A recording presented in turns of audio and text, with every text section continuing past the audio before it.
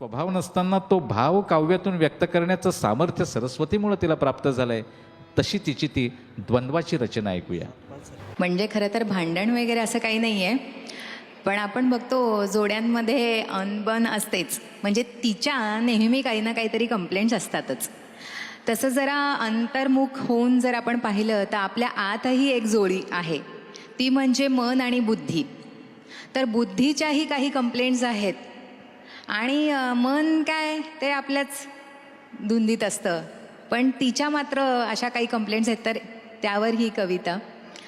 ती म्हणते, तुझ्याशी मना रोज भांडायचे का, तुझ्याशी मना रोज भांडायचे का, मी मुद्दे पुन्हा तेच मांडायचे का,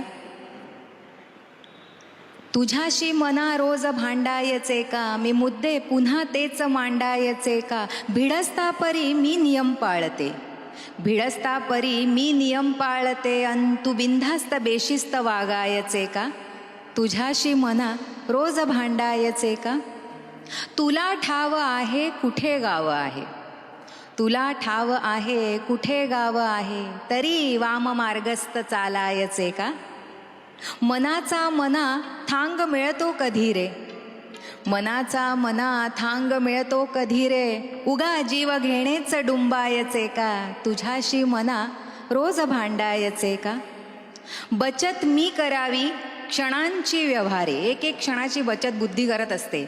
अगदी माहिती असतं 3ऱ्या मिनिटाला गाडी येणार आहे, तरी पण अरे गाडी चुकली गाडी चुकली. आणि मन मात्र कुठे जे जातं तासाभरानंतर कळतं, अरे आपला तास. तू बचत मी करावी क्षणांची व्यवहारे, तू बेछूट उधळीत हिंडायचे का, चुका तू कराव्या मी त्या निस्तराव्या, फुकाचेच हे रक्त जाळायचे का, तुझ्याशी मना रोज भांडायचे का, तुला ना फिकीर काळजी ना कशाची, तुला ना फिकीर काळजी ना कशी, मीच फुटक्या नशिबास सांधायचे का, सांग नेहमीच कारे असे हे घडावे, सांग नेहमीच कारे असे हे घडावे, मी संपायचे तू अमर व्हायचे का, तुझ्याशी मना रोज भांडायचे का.